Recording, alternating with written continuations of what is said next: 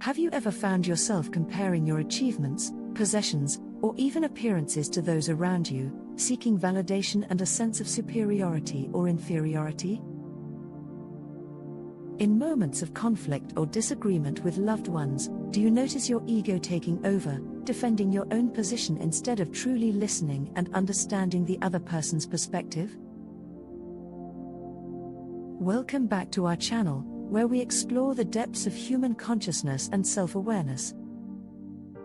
Today, we delve into a topic that has intrigued philosophers, psychologists, and spiritual teachers for centuries: the ego. Join us as we explore what the ego is, how we can recognize it, and discover ways to deal with it in our daily lives. Chapter 1: Understanding the Ego. The ego, often described as the false self or the identity we create, is a construct that shapes our perception of ourselves and the world around us. It is the voice in our heads that constantly judges, compares, and seeks validation.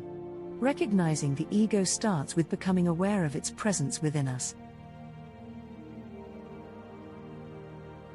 Through relatable examples from everyday situations, we'll uncover how the ego manifests itself in our thoughts, actions, and relationships. Example 1: The ego in social situations. Picture a social gathering where everyone is sharing stories about their accomplishments. As you listen, you may notice your ego chiming in, comparing yourself to others, and feeling either superior or inferior. This tendency to derive a sense of self-worth based on external validation is a clear manifestation of the ego. Example 2: The ego in conflict. Imagine a disagreement with a loved one. Your ego might make it challenging to truly listen and understand their perspective. Instead, it focuses on defending your own position, unwilling to compromise. The ego thrives on conflict because it reinforces the illusion of separation and strengthens its grip on our identities. Chapter 2: Dealing with the ego. Now that we understand what the ego is and how it shows up in our lives, let's explore ways to deal with it through a few powerful practices. While completely losing the ego might be a challenging task, we can learn to diminish its influence and create space for our authentic selves to emerge. Practice 1: Cultivating SelfAwareness. The first step in dealing with the ego is developing self-awareness.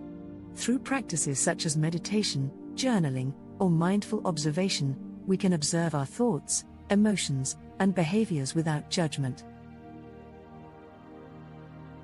This awareness allows us to recognize the ego's patterns and understand its influence on our lives. 2. Embracing humility. Embracing humility is a powerful antidote to the ego. When we acknowledge that we don't have all the answers and that we are constantly learning and evolving, we create space for growth and connection. Humility helps us let go of the need for external validation and fosters a sense of unity with others. 3. Practicing compassion. Compassion is another essential practice in dealing with the ego. By cultivating empathy and understanding for others, we shift our focus from ourselves to the larger tapestry of human experiences.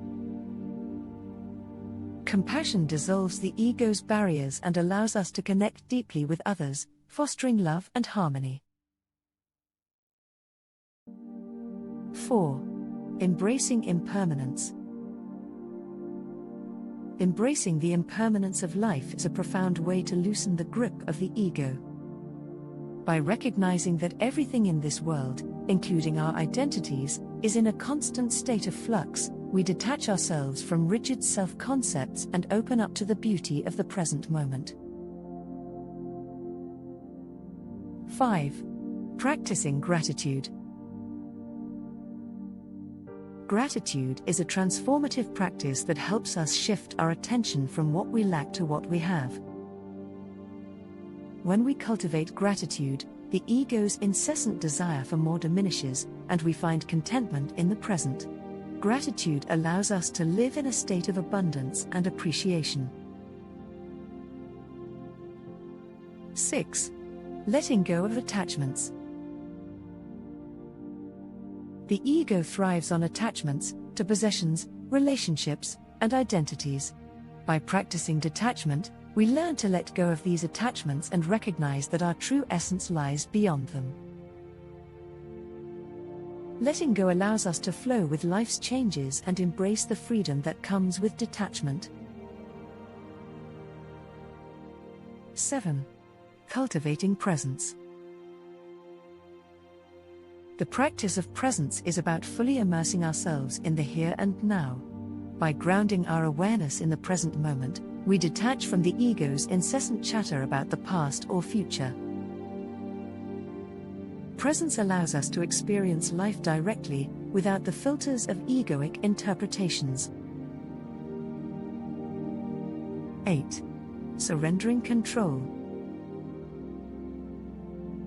Lastly, surrendering control is a profound practice in dealing with the ego. When we release our need to control outcomes, we open ourselves to the flow of life. Surrendering control allows us to trust in the wisdom of the universe and align with the natural rhythms that guide us. Chapter 3: Living an Egoless Life. Now, let's explore what a day in an egoless life might look like. An egoless life is one where our actions are driven by love, compassion, and authenticity rather than the need for validation or self-preservation. In an egoless day, we approach each interaction with an open heart, truly listening and empathizing with others. We let go of the need to be right and embrace collaboration and compromise. We celebrate the successes of others without feeling threatened or envious. We find joy in simplicity and appreciate the beauty of the present moment. We live with a sense of purpose, guided by our inner truth rather than external expectations. Our relationships deepen as we connect authentically, free from the ego's masks and pretenses. An egoless life is not about negating the ego but transcending its limitations. It is a journey of self-discovery and self-acceptance, where we embrace our true nature, the interconnectedness of all beings.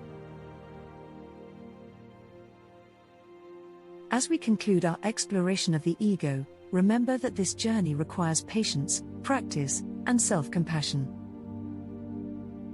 By recognizing the ego's presence, engaging in profound practices, and cultivating a state of presence and surrender, we can gradually loosen its grip and live a more authentic, egoless life. Thank you for joining us today. If you found this video insightful, don't forget to like, share, and subscribe to our channel. And as always, remember to be kind to yourself and others on this beautiful journey of self-discovery.